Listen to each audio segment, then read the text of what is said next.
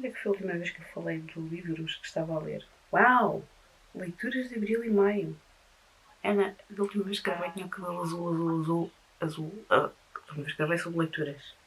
Quer dizer, já pintei entretanto o cabelo. Mas agora já está assim num verde deslavado. Mas efetivamente este ano não estou a ler muito. Portanto, isto vai ser um apanhado. Desde a última vez que eu falei de livros que eu estava a ler, mas vou falar de livros que terminei de ler. Não vou falar daqueles que comecei e que não terminei. Detalhes. Preciso da ajuda do Goodreads porque a cabeça já não dá para tudo. Até o momento li 13 livros. No ano inteiro. Uau!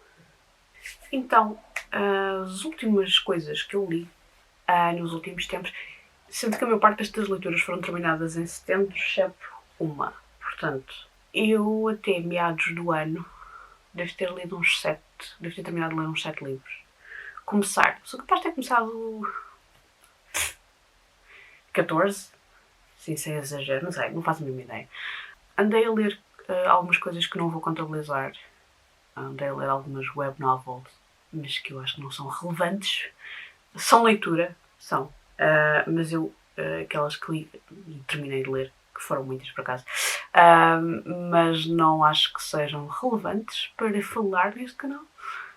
Ou para contabilizar como leituras. É snobismo. Se calhar é um bocado snobismo. Não é que algumas não tivessem alguma qualidade, mas eu até estive a ler algumas que as traduções não eram traduções oficiais, portanto também não quero estar a fazer publicidade a essas coisas. Bom, o livro que eu já não me lembro quando é que eu terminei, e eu não sei se já fiz book haul disto, acho que ainda não fiz book haul disto. Portanto, é um mangá. Eu não costumo ler mangá, mas eu vi a adaptação para a série deste mangá e depois li o mangá e depois, como ele... Depois isto está-se a tornar uma repetição um bocado estúpida. Como ele só existe em francês, comprei a edição francesa. É Old Fashioned Cupcake de Sagan Sagan. Não sei se é assim que se lê, mas vamos fingir que sim. Sem assim os desenhos por dentro. E é sobre uma personagem de 39 anos que tem uma crise, não é necessariamente uma crise de identidade. Ele está num ponto da vida dele em que vive, que trabalha, dorme e pouco mais. A vida dele é isso. E é confrontado com um subordinado com menos de 10 anos do que ele, que o vai fazer repensar este modo de vida e vai fazer com que ele volte a gostar. Não é gostar. Que volte a gostar da vida e viver e pronto, e está relacionado com comida também. É uma história muito fofinha e eu acho que vai ser uma continuação este ano. Quer dizer, eu não acho, tenho a certeza que comprei em pré-venda. Se eu me safar a ler em francês, não sei, depois conto-vos como é que correu. Depois, o que é que eu li?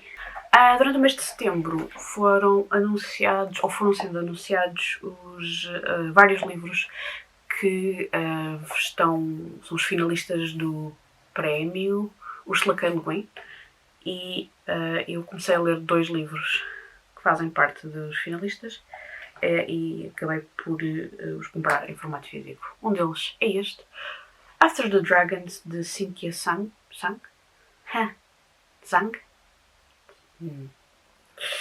Devia ter ido ver como é que se diz, como é que se lê este apelido. É uma novela pequenina, e eu vou buscar a ajuda do telefone porque eu escrevi sobre este livro, ainda aqui com a ajuda da cábula, porque uma pessoa precisa de cábulas, a cabeça já não dá para tudo. Um livro que aborda mudanças climáticas, neste caso especificamente é uma seca, a sobrevivência de animais quando o seu habitat natural sofre alterações extremas, e aqui estamos a falar de dragões, não como os dragões ocidentais que estão ligados a fogo. Os dragões orientais estão ligados à água, supostamente os ocidentais estão extintos, mas os orientais existem. Alguns são considerados quase como se fossem animais de estimação exóticos, que dá toda uma conversa sobre como as pessoas...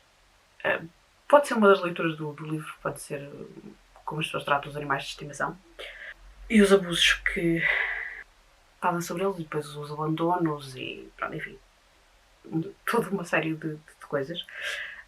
E depois também está ligado a uma doença ainda sem cura, e que neste caso a minha interpretação é que poderá estar ligada não só ao aquecimento global, mas também à poluição. E um outro assunto que também é abordado, nem tudo é explorado, é uma novela, portanto nem tudo é explorado extensivamente, a homossexualidade na China, porque este livro passa-se em Pequim. As personagens principais é um estudante chinês que sofre da doença que não tem cura e que acaba por ser, que é uma doença terminal, apesar de ter uma evolução que pode ser lenta ou acelerada dependendo se as pessoas recorrerem a tratamentos cedo ou não, e que este é a personagem que está ligada aos dragões e que salva dragões da rua. E a outra personagem é um investigador médico americano, birracial. Pronto, eu gostei imenso deste livro. Eu dei-lhe 5 estrelas. Não acho que seja um livro que vai agradar todas as pessoas. Foi a única leitura que eu terminei para o Sci-Fi Challenge, mas que deu para vários temas. E uma coisa que eu gostei bastante neste livro, em comparação com outros livros de ficção científica, é que este livro, apesar de lidar com temáticas que podem ser bastante pesadas e que podem ser bastante realistas, dá-nos sempre termina com um tom de esperança. Tem um final aberto, mas existe uma certa esperança, não que vá haver reversão das alterações climáticas ou que uma pessoa sozinha possa fazer grandes transformações. Não é esse tipo de esperança assim megalómana, mas é uma esperança em coisas pequenas, coisas que podem ser até às vezes consideradas banais, mas que podem fazer diferença no dia a dia de cada um, assim de uma maneira, sem entrar em grandes pormenores. Foi um livro que eu gostei mesmo bastante. Depois, um outro livro que eu terminei de ler foi Queer, A Graphic History, de Meg John Parker e Julia Shield. Eu acho que os desenhos são de Julia Shield, que eu acho que é uma boa introdução para quem queira começar a ler sobre queer theory, que eu ainda não li muito, mas fiquei com uma bibliografia muito extensa, se quiser pegar nas várias temáticas que foram abordadas neste livro. Também pode ser uma maneira da pessoa ficar um bocado perdida, porque se a pessoa não conhecer minimamente algumas das coisas, pode ficar assim meio... o que é isto? Porque vai buscar filósofos e, portanto, teoria queer ao longo do tempo. Lá está, a graphic history, é uma parte histórica, não é? E também fala também de alguns movimentos, mas eu acho que não se perde tanto. Eu acho que mais com a parte mais científica da coisa. Bom, é um bom ponto de partida, não é um ponto final. Depois comecei a minha releitura anual de Senhor dos Anéis e li The Fellowship of the Ring. Não, eu não li esta edição, porque esta é a edição que eu nunca vou ler, porque senão o livro vai se desfazer nas minhas mãos. Mas ouvi... portanto, foi uma releitura em audiobook, portanto, se calhar não fiz uma leitura, ouvi o livro. Se quisermos ser assim mais puristas da coisa. Portanto, ouvi os novos audiobooks que são narrados pelo ator que faz de Smeagol e que eu agora de repente não me lembro o nome dele. Está aqui escrito. Andy Serkis. Serkis? Um deles. Ele é a mesma pessoa, a maneira de pronunciar o apelido é que é diferente. E é fantástico a narração dele. Foi também a primeira vez que eu ouvi o texto revisto. Ou seja, para toda a pontapés naquilo que não devo.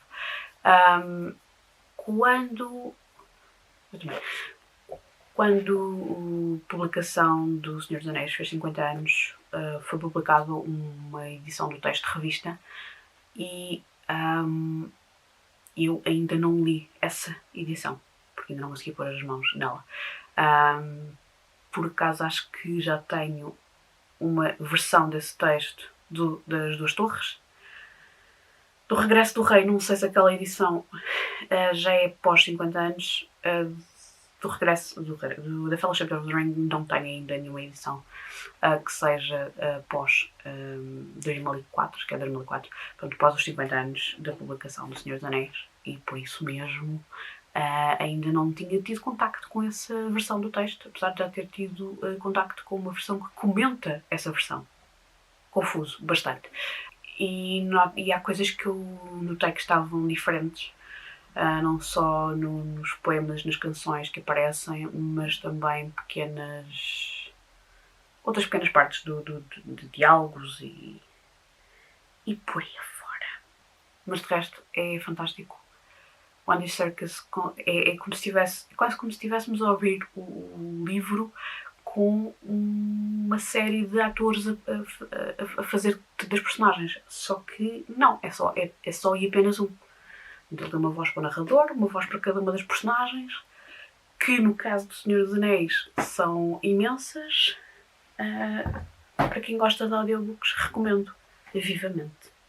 Depois, o outro livro que eu li foi um livro que eu comprei o ano passado em e-book, que é de uma pequena editora canadiana, que é Undertow Publications. Eles têm praticamente só livros de horror, ou terror, como queiram chamar, e eu já tinha visto este livro, não sei, publicado por quem, portanto uma publicação sobre o livro, e tinha ficado com ele debaixo do olho. Portanto, foi uma espécie de aquecimento que eu fiz para ler se te atreves. É o Sing Your Sadness Deep, da Laura Mauro. Ela é uma autora inglesa, mas a publicação é canadiana. É um livro de contos e que eu classifiquei... Só me dei as 5 estrelas no Goodreads, mas para mim é quase um livro de 5 estrelas. Eu li 4,5, mas como não dá para dar, foram só 4. São 13 contos. Eu gostei muito do primeiro, que é o Sun Dogs, e que, salvo erro... Há 2 contos que estão nesta coletânea que tiveram prémios, ou que estiveram... ou que concorreram... Eu sei que um deles concorreu ao Shirley Jackson Awards, e o outro foi um outro prémio qualquer que agora não me recordo. E eu acho que o Sun Dogs é um dos que teve prémios e é fantástico. É um dos meus favoritos. Letters from Elodie, acho que é assim. Também é um dos meus favoritos. In the City of Bones, também.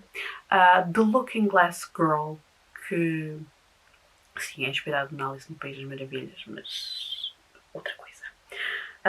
Looking for Laika, que exatamente, o Looking for Laika e o Sun Dog são dos que tiveram ou ganharam prémios ou estiveram nomeados para prémios e são fantásticos. Laika, sim, é a cadela, a primeira cadela que foi ao espaço, o primeiro animal que foi ao espaço, qualquer coisa assim do género. Gostei imenso da prosa da autora, ao ponto de ter várias frases destacadas e que partilhei no Goodreads. Caso alguém esteja interessado em ver, posso deixar o link. Portanto, os temas incluídos nesta coletânea de contos é memórias de infância,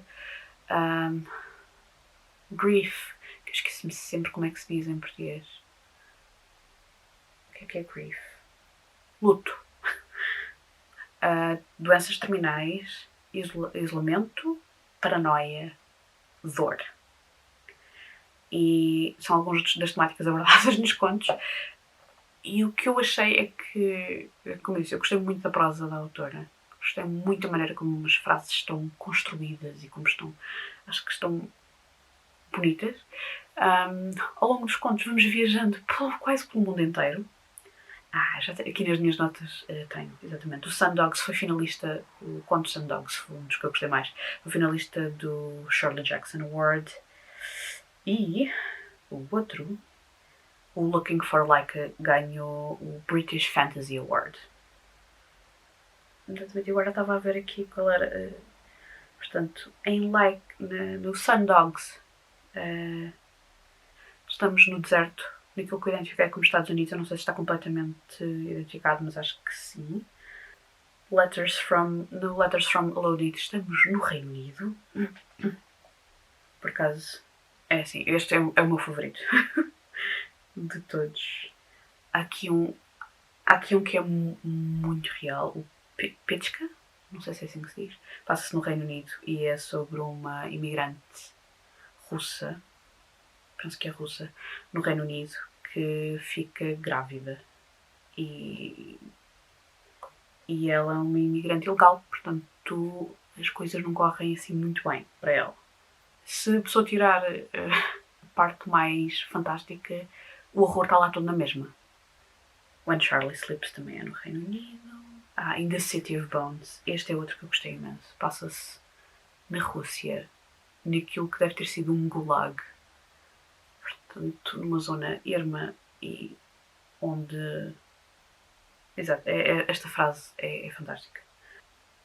The road that leads here, that takes me home again. People call it the road of bones. It is built on the bodies of the dead. The people who constructed. All of them prisoners. Too much work to give them a proper burial, so they left them where they fell. These are dead places. They are washed in blood of those who build them. Coisa mais fantasmagórica que isto. O do Looking Glass Girl passa-se em Itália. Uma parte passa-se em Itália. Por acaso, esta é outra coisa engraçada. Uma coisa engraçada que eu gostei nestes contos é que existe um conto que se chama In the Marrow e logo no início, mesmo sem sabermos que se passa na Irlanda, em Galway especificamente, há pequenas palavras usadas pela autora que nos fazem perceber que estamos na Irlanda.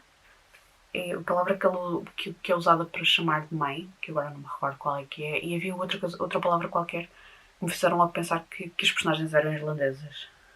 O Looking for Laika é no UK e que está ligado a medo da guerra nuclear. Aliás, existem alguns livros de ficção científica que foram escritos ali nos anos 50 e 60 durante a Guerra Fria e com todo o receio que havia de uma nova guerra nuclear.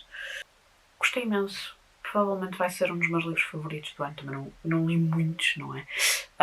Mas não tem a ver com isso. Tem mesmo a ver com ter gostado bastante das histórias e será coisa para reler um dia destes.